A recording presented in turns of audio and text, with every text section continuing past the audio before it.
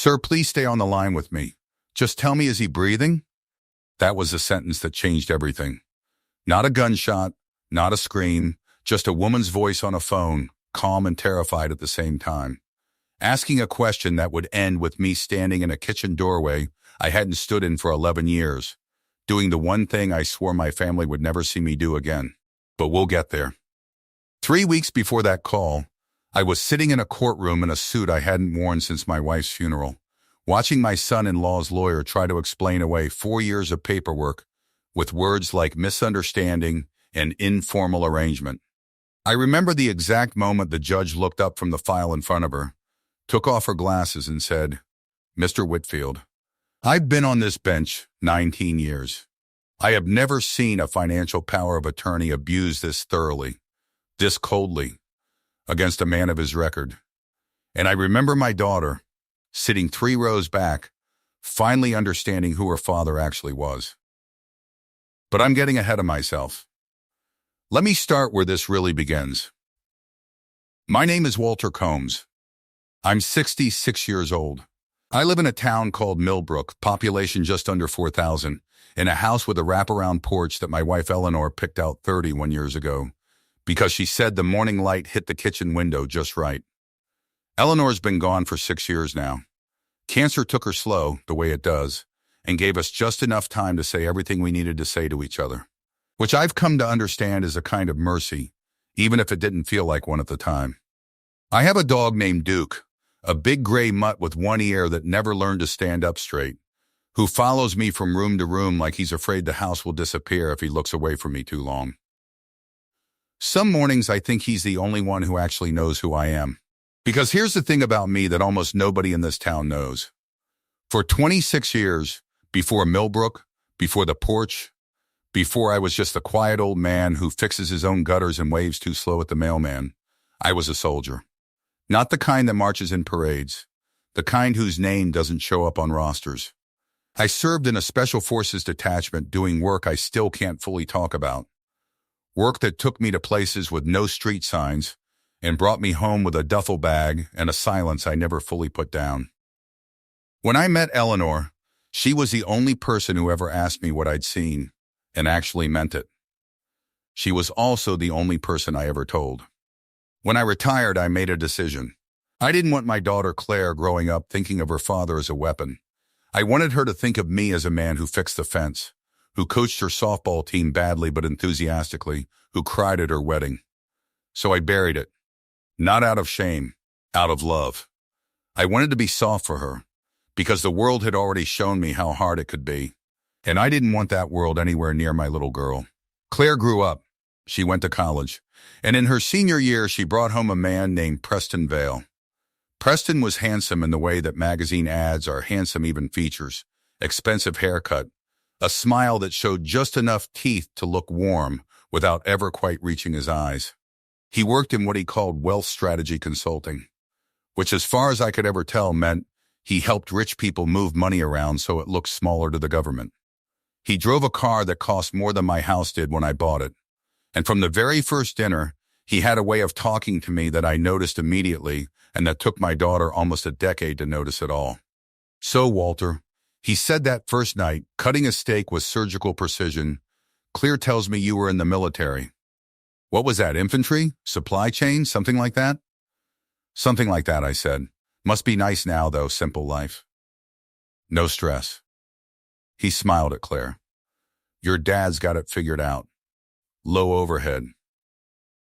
I let it go. That's what you do, the first time. You let it go because you don't want to be the father who picks a fight with his daughter's boyfriend at dinner number 1. But dinner number 1 became Thanksgiving, and Thanksgiving became Christmas, and Christmas became a wedding. And every single one of those events, Preston found a new small blade to slip in between my ribs, always smiling while he did it. At Claire and Preston's wedding, during his toast, he said Claire's dad taught her the value of hard work, mostly by showing her what happens if you don't plan for retirement. The room laughed. Claire laughed, a little too quickly, glancing at me to see if I was hurt. I smiled and raised my glass, because that's what you do at your daughter's wedding. You let the small cuts bleed quietly, so the day stays hers. At the first Thanksgiving after the wedding, he told the table, in front of Claire's cousins and my late wife's sister, that he'd helped Walter set up a modest little retirement fund. God bless him. Better late than never. I hadn't asked for his help. I hadn't needed it. But correcting him meant making a scene, and I have spent my whole life being the kind of man who does not make a scene. At Christmas 2 years ago, he brought up my old truck, a '98 Ford I keep running myself, out of stubbornness and sentiment, and said to his business partner, loud enough for the whole room, "Yeah, that's Walter's baby." I keep telling him, image matters, but some guys just never got the memo. His partner laughed. Claire's eyes found mine across the room, and I watched her decide, again, not to say anything. There was a birthday dinner, Claire's 31st, where Preston stood to make a toast and instead spent 4 minutes describing, in loving detail, the new lake house he and Claire were considering. A house that cost more than I'd made in a decade, before turning to me with a smile and saying, "Don't worry, Walter, we won't forget to invite you. We'll set you up with a nice room near the garage." Everyone laughed. The easy laugh of people who don't understand they've just watched something small and cruel happen in plain sight. I laughed too. I'd gotten very good at that particular laugh. There was a Sunday, maybe a year and a half ago, when I stopped by Claire's house unannounced to drop off a ladder I'd borrowed, and I heard Preston through the screen door before I saw him, talking to a colleague on the phone in the kind of voice men use when they think no one who matters is listening. Yeah, my father-in-law, sweet old guy, kind of a nothing. You know the type, spent his whole career doing some low-level army thing, never made anything of himself. Claire's a saint for putting up with the family baggage. I stood on that porch for a full 10 seconds with a ladder in my hands, listening to a man describe me as baggage. And then I knocked, handed him the ladder, smiled, and asked how his golf game was coming along. He never knew I'd heard a word. I want to be clear about something. I wasn't angry at Claire. Claire loved her husband the way you love someone, who is charming to everyone except the people who actually know him best. She saw a different Preston than I did, because he made sure of it. He was never cruel to me when there was a stranger in earshot who mattered to him. He was cruel to me in the specific, careful way of a man who has learned exactly how much weight a family can absorb before someone starts asking questions. What I didn't know, what none of us knew, was that somewhere in the last 4 years, Preston had convinced Claire, gently, reasonably for tax efficiency, to make him a joint signer, and eventually the sole financial power of attorney on the small trust Eleanor and I had built for Claire's future. He told her it was just smart structuring. He told her he'd handle the boring stuff so she didn't have to worry. I didn't know any of that yet. What I knew was this: Duke and I had a quiet, uneventful life. I fixed things. I fished on Sundays, usually alone, sometimes with an old friend named Harlan, who'd known me back before Millbrook and never once brought up the parts of my life he wasn't supposed to. I missed my wife every single day in a way that never fully dulled, just changed shape. Some mornings it was a dull ache when I made coffee for one. Other mornings it hit sudden and sharp, like when I'd catch myself reaching for a second mug out of habit. And I let my son-in-law believe that the man across the dinner table was exactly what he appeared to be: slow, small, a little behind the times. No threat at all. Harlan used to tell me I was carrying it wrong. "You let that boy walk on you like a welcome mat," he said once, over beers on my porch. "One word from you and he'd fold up like a lawn chair." And I'd tell him what I always told him, that the day I raised my voice at my daughter's husband was the day I made her choose sides at every holiday for the rest of her life. And I wasn't willing to spend her happiness to satisfy my own pride. Harlan would shake his head and say I was a better man than he'd be in my shoes. And I'd tell him that being a better man mostly just meant being a quieter one. I believed that for a long time. I still believe most of it. That's where things stood on the Tuesday night my phone rang at 11:47 p.m. It was Claire's neighbor, a woman named Denise I'd met maybe twice. Her voice was doing that thing voices do when a person is trying very hard to sound calmer than they are. "Mr. Combs, I'm so sorry to call this late. I don't want to alarm you." But I was walking my dog, and I heard there was yelling coming from Claire's house, and then it went quiet all at once. And I saw Preston's car peel out of the driveway, And Claire hasn't answered her door or her phone. And she stopped. I didn't know who else to call. I was already pulling on my boots. Denise, I said, keeping my voice level, the way I'd been trained to 30 years ago, and never fully unlearned. Did you call the police? I called. They said they'd send someone, but it might be 20 minutes. There's some accident on Route 9, and don't hang up, I said. Stay outside the house. Do not go in. I'm 11 minutes away. I want to tell you honestly what happened in my body in that moment, because I think it matters. Something in me that had been asleep for 11 years opened its eyes. Not rage. Rage is loud, and rage is sloppy, and rage gets people killed. This was the opposite of rage. It was a stillness, a clarity, a checklist running behind my eyes without me even choosing it. Exits, distances, what I knew about Preston's temper, what I didn't know about what was behind that door. Eleanor used to say she could always tell when the other Walter showed up, because I got quieter, not louder. Duke, sitting in the passenger seat because I hadn't had time to leave him behind, put his head on my leg the entire drive, like he could feel it too. The drive over, I ran through everything I knew about that house without meaning to two entrances. A kitchen that opened onto the living room, a basement door that stuck in humid weather, the location of the breaker box. All of it surfacing from some old filing cabinet in my head I hadn't opened in years. I thought about the last time I'd been in that kitchen, just 2 Sundays before, watching Preston pour Claire a glass of wine with his easy smile, and I remembered thinking, the way you think something and then forget you thought it, that there was a stillness in his eyes that didn't match the warmth in his voice. I hadn't followed that thought anywhere. I wished, driving 90 and a 40, that I had. I got to Claire's house in 9 minutes, not 11. Denise was on the porch, arms wrapped around herself, shivering though it wasn't cold. The front door was unlocked. I told her to stay exactly where she was and call 911 back to update them. And something in the flat certainty of my voice made her simply nod and do it without asking a single question. The way people do when they sense, without understanding why, that the person in front of them knows exactly what they're doing. I went in low and quiet.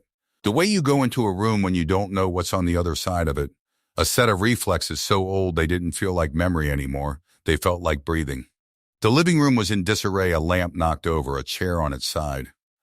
I heard something in the kitchen, a small sound. Someone breathing hard, trying not to be heard. Claire was on the kitchen floor, back against the cabinets, one hand pressed to her side. Her face white with shock more than pain. I'd come to learn, though there was some of both.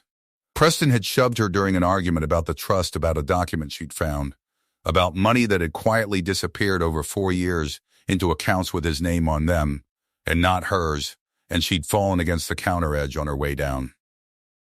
"Dad," she said, and her voice cracked on the word in a way I will hear for the rest of my life. I got to her, checked her breathing, checked her pupils, pressed her hand gently against the spot on her side to slow the bleeding, while I talked to her in the calm, flat, almost boring voice you learn to use on someone who is in shock. Because panic is contagious, and calm is too. "You're okay. I've got you. Look at me. Good, you're okay." That's when Preston came back. He'd only gone to move his car, apparently, some half-formed instinct to hide evidence rather than flee entirely. And when he walked back through that door and saw me kneeling over his wife, something in his face went from panic to a kind of desperate, cornered contempt.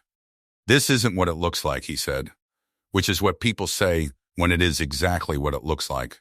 "Preston," I said, still kneeling, still pressing gauze I'd grabbed from a drawer against Claire's side, "sit down in that chair. Do not move from it. The police are 2 minutes out." "You don't get to give me orders in my own household, man," he said. And he took a step toward me, and I understood, in the specific unhurried way I used to understand things in rooms much more dangerous than this one, that he genuinely believed he could handle me. Because for 11 years, that's exactly what I'd let him believe. I stood up. I want to describe this moment exactly as it happened, because it's the moment everything changed, and it happened without a single raised voice. I didn't yell. I didn't posture. I turned to face him fully. Squared my stance in a way that 30 years of training put into my body so deep it doesn't require thought anymore. And I said, very quietly, sit down. Something about the way I said it, not the words, the stillness underneath them made him stop walking. You don't know who you're talking to, he said, but his voice had lost its certainty. I know exactly who I'm talking to, I said. The question is whether you know who you're talking to. He didn't sit. He came at me instead, hands out, still more bluster than planned, and I'm not going to describe the next 4 seconds in detail. Because they don't need describing, I will say only that I have spent decades learning how to end a physical confrontation as quickly and with as little damage as possible. That a 66-year-old body remembers more than people expect, and that when the 2 responding officers came through that door 90 seconds later, they found Preston Vale face down on his own kitchen floor with his arms secured behind him, completely subdued, and a 66-year-old man in a flannel shirt kneeling calmly beside his daughter, still pressing gauze to her side, telling her she was going to be just fine. One of the officers, a young guy who couldn't have been more than 26, looked at me with something between confusion and suspicion. Sir, I need you to step back. I need to understand what happened here. My name is Walter Combs, I said. My daughter called for help. I responded. The man on the floor assaulted her. He will not be difficult to hold, but I'd still cuff him properly if I were you. The officer looked at how I'd positioned Preston, looked at how calm I was, looked at the economy of everything I'd done in that room, and something shifted in his face.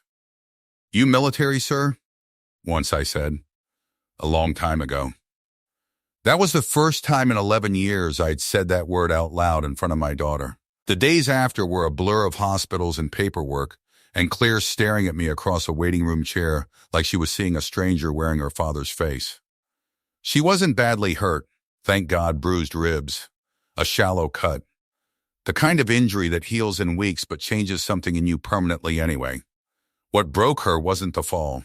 It was finding out, in the same week, that the man she'd built a life with had been quietly draining the trust her mother and I built for her, moving money into shell accounts, forging her signature on 2 documents her lawyer would later confirm in court, and doing it all while telling family and friends what a simple, sweet, uncomplicated father-in-law he had. Dad. She asked me that first night in the hospital, her voice small in a way it hadn't been since she was maybe 7 years old. Who are you? I sat down next to her bed. Duke's leash was still looped around my wrist, because Denise had brought him to the hospital parking lot, unable to figure out what else to do with him, and I hadn't had the heart to leave him in the truck. I'm your father, I said. That part was never a lie. I fixed your bike. I taught you to drive. I cried like a baby at your wedding, and I meant every tear. But before all of that, I was a soldier, in a part of the army that doesn't get remembered on posters. I did things over there I'm not proud of, and things I am. When I came home, I decided you'd never have to carry any of it. I wanted you to have a father who was just, soft, simple, safe, because the world had already shown me how much it could ask of a person, and I didn't want it asking anything of you. She started crying, and I let her, because some tears need room before words can follow them. He always made you sound so small, she said, at every dinner, every holiday. And you just took it, every time. Why didn't you ever say anything?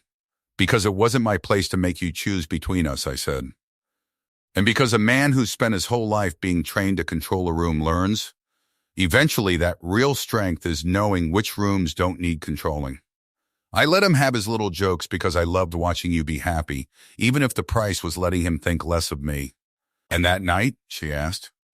That night, I said, wasn't about pride. That was about you bleeding on a kitchen floor. There's a very short list of things that can make the old me stand back up after 11 years of sleep. You're at the top of it. You always were.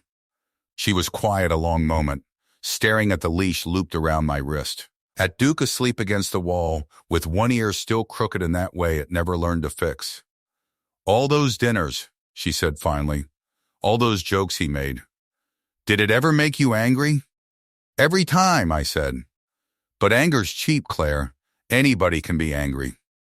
I decided a long time ago that what I owed you wasn't my pride. It was your peace. If defending myself cost you an easy Thanksgiving, it wasn't worth it to me. I've buried men younger than you.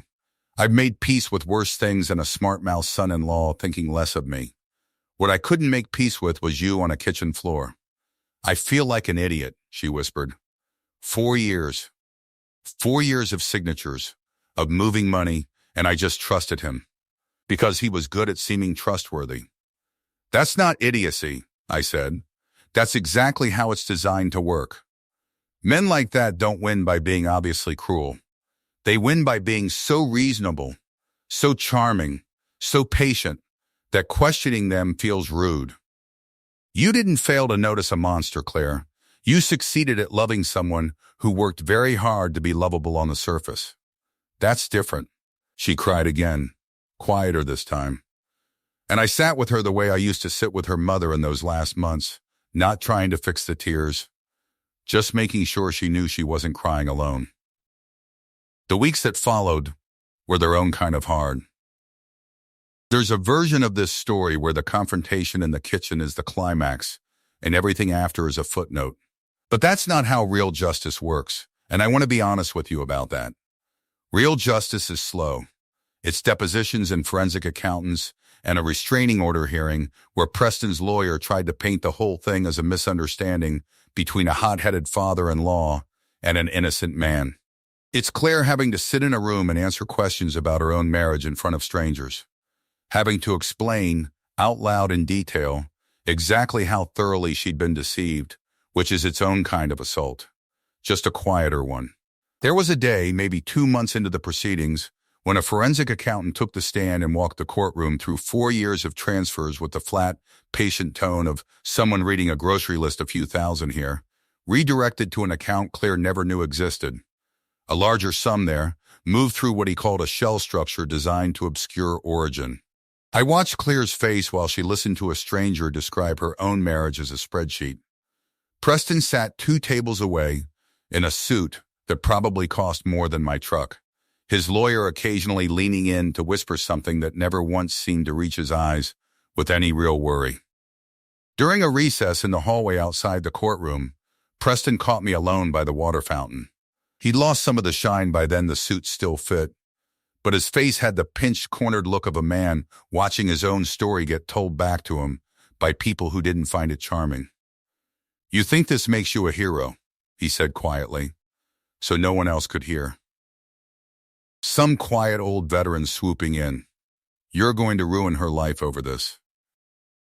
"She loved me. She still might," I said. "That's not for me to decide, and it's not up to you to weaponize either. What's up to a court is whether you forged her signature, and the forensic accountant in there just spent 40 minutes proving you did." "I didn't ruin anything, Preston. I just stopped covering for the version of you that everyone else got to see." He didn't have anything charming left to say to that. He just walked back into the courtroom, and so did I. I watched my daughter in those months do something I don't think I'd ever fully seen her do before. I watched her find her own voice, not mine, not her mother's, God rest her, her own. In the final hearing, when the judge asked if she wanted to make a statement, Claire stood up, no notes, hands shaking, just slightly. Voice steady underneath the shaking, and said, "I used to think being easy to get along with meant being weak enough to walk over. My father spent 30 years learning when to be soft and when not to be. I'm only just learning it now, but I am learning it." Then she looked directly at Preston for the first time in the entire hearing and said, "You mistook my kindness for something you could spend. It wasn't. And neither was my father's." The judge, the one I mentioned earlier, took her glasses off and looked at the file. 4 years of forged signatures, redirected trust disbursements, a power of attorney obtained through what her ruling called a sustained pattern of financial and emotional manipulation, and sentenced Preston to restitution, and a custodial sentence that, while I won't pretend it felt like enough, felt at least like the truth being spoken out loud in a room that mattered. I didn't feel triumphant when it was over. I want to be honest about that too. I felt tired. The particular tired that comes after carrying something heavy for a very long time and finally setting it down. I thought about Eleanor a lot in those months, what she would have said, watching Preston's small cruelties finally catch up to him, watching our daughter stand up in a courtroom and sound so much like her. I think Eleanor would have been proudest not of the kitchen, but of the courtroom. The kitchen was instinct.